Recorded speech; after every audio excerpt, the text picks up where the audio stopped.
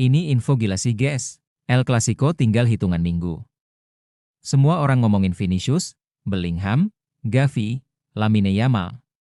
Tapi, tiba-tiba aja ada satu nama yang bikin semua mata melirik ke arah yang gak biasa. Bukan pemain Madrid, bukan juga wonderkid Barca. Tapi justru Marcus Rashford. Iya guys, Rashford yang musim lalu masih tersesat dengan masa depannya di Manchester United. Dan yang bikin lebih gila, nama itu keluar dari mulut Trent Alexander-Arnold. Bukan dalam konteks biasa ya. Tapi dalam sebuah pernyataan yang, kalau lo denger baik-baik, bisa dianggap sebagai kode keras, atau bahkan sindiran, ke Real Madrid. Hai bro, lo pasti ngerti kenapa bola itu penting, karena hidup lo? Ya, gak sepenting itu. Tapi tenang, di channel ini, lo bakal ngerasa penting lagi. Kita bahas berita transfer terbaru, gosip bola, dan drama klub elit bareng gue, fans halu tapi serius, mau subscribe? Bagus. Gak mau? Ya gak apa-apa. Yang penting lo udah nyasar ke sini, Oke, right?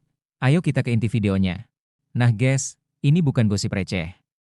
Karena dua pemain ini punya sejarah. Punya luka. Dan sekarang, mereka ketemu lagi di panggung terbesar, El Clasico. Jadi gini, menjelang laga Real Madrid versus Barcelona musim ini, tiba-tiba Alexander-Arnold buka suara soal Rashford.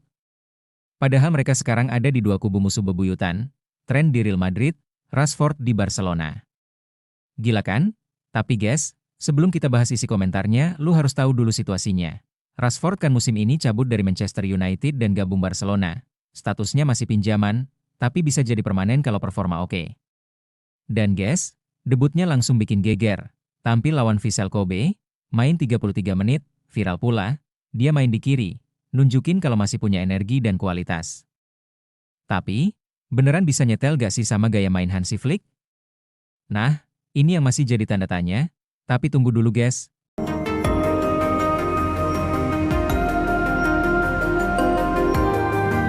Balik lagi ke Trent. Di wawancara barunya, dia gak asal nyebut Rashford, dia bilang gini, Rashford itu salah satu lawan paling berat dalam karir saya.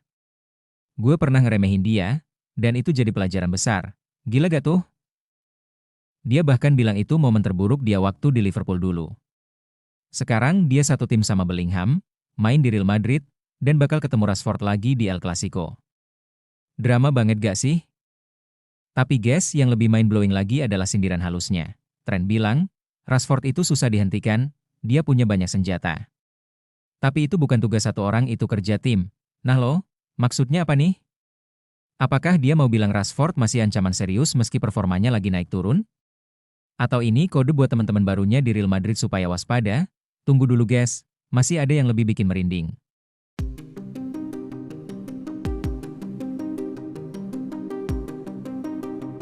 El Clasico pertama musim ini bakal digelar 26 Oktober nanti. Kalau semua pemain fit, Rashford bakal turun di Camp Nou, lawan Trent langsung. Lo bayangin aja, dua pemain Inggris, pernah rival di Premier League, sekarang bentrok di El Clasico, dan guess. Yang satu nyebut nama yang lain, padahal belum tentu ketemu. Kok bisa? Apakah ini bentuk sindiran? Atau cuma nostalgia? Apakah Rashford bakal balas komentar itu dengan performa di lapangan? Akhirnya pertanyaan gue cuma satu, guess, lo tim siapa nih? Tim Trent yang sekarang jaga Real Madrid? Atau tim Rashford yang lagi cari harapan baru di Barcelona?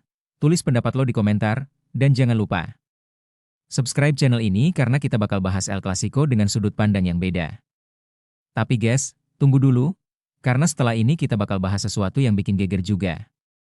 Bayangin, Real Madrid bisa dapat duit lebih dari 100 miliar cuma dari jual satu pemain muda. Dan lo tahu gak? Ada hubungannya juga sama perjalanan panjang sepak bola Indonesia. Gimana bisa nyambung? Nah, ini yang harus lo simak. Ini soal sistem. Dan ini bisa jadi jawaban buat masa depan sepak bola kita. Real Madrid barusan dapat duit 105 miliar rupiah cuma dari jual pemain muda yang bahkan belum jadi bintang. Namanya Chema Andres. Mungkin banyak dari kalian belum pernah dengar namanya. Tapi guys, pemain ini bukan pemain utama, belum terkenal, bahkan belum sempat jadi sorotan media seperti Arda Güler atau Endrick. Tapi Madrid tetap bisa jual dia mahal banget. Nah, jadi gini guys, Chema Andres ini baru 20 tahun. Udah 7 tahun dibesarkan di Akademi Real Madrid, dan baru-baru ini dia resmi pindah ke Stuttgart, klub Bundesliga Jerman. Nilai transfernya? 6 juta euro atau 105 miliar rupiah. Yang menarik, ini bukan transfer pinjaman atau trial, tapi transfer penuh, dan Madrid ngotot masukin klausul buyback.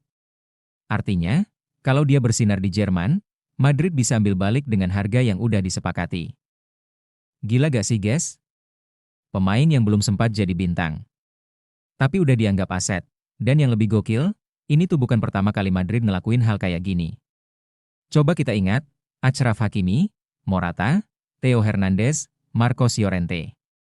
Mereka semua adalah lulusan akademi atau pemain muda yang dijual dengan nilai besar, bahkan sebelum benar-benar jadi superstar. Ini bukan soal hoki. Ini soal sistem. Madrid bukan cuma bikin akademi doang, guys. Mereka bikin ekosistem. Sistem yang bisa mencetak pemain muda, bikin exposure, masukin mereka ke tim B atau La Liga kecil, dan kalau perlu, jual mereka ke luar negeri, dengan tetap nyisipin klausul beli balik atau persentase penjualan masa depan. Jadi meskipun pemain itu sukses di tempat lain, Madrid tetap untung. Lah kita? Kadang pemain muda bagus malah mandek di bangku cadangan klub Liga 1. Tapi tunggu dulu guys, ini belum semuanya.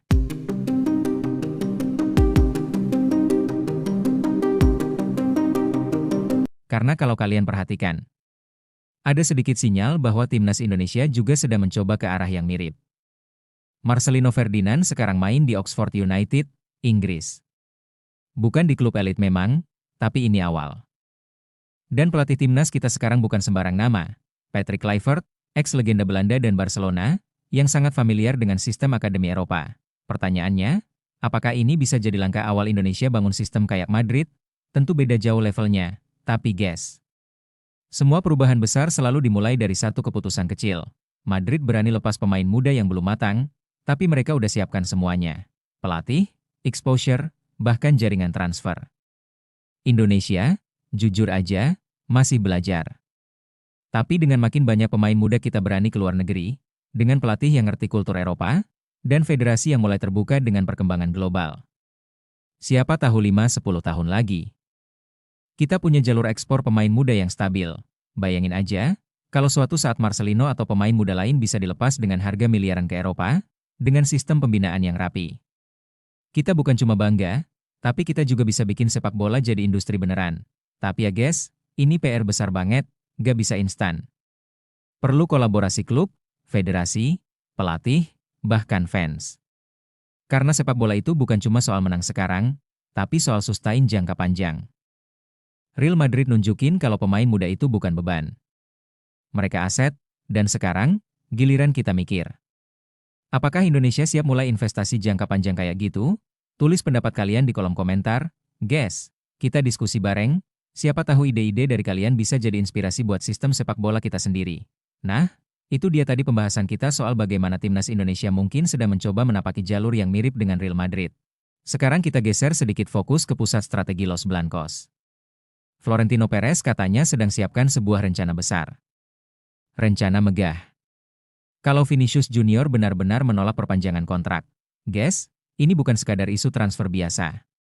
Real Madrid gak akan tinggal diam, dan kalian bakal kaget lihat opsi alternatif yang mereka siapkan. Kita bahas semuanya di segmen selanjutnya.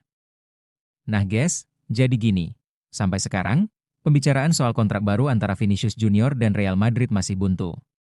Padahal kontraknya masih ada sampai 2027, tapi drama udah dimulai dari sekarang. Kenapa? Karena Vinicius minta sesuatu yang berat, gajinya pengen naik. Dan bukan naik dikit, guys, tapi langsung nembus 30 juta euro per tahun. Itu tuh. Setara Kylian Mbappe. Gaji sultan, bos, tapi Perez, dengan gaya klasiknya yang dingin dan penuh strategi, belum mengiyakan. Dia bilang, santuy dulu bang, segitu belum layak buat lo. Akhirnya, negosiasi mandat. Tapi Real Madrid nggak bakal diam aja, Perez langsung nyusun rencana cadangan. Dan ini bukan rencana ecek-ecek. Baiklah, itu saja pembahasan kita kali ini. Bagi kalian yang nggak mau ketinggalan berita bola terbaru dari kami, silahkan klik tombol subscribe dan loncengnya. Dan terima kasih telah menonton, sampai jumpa guys.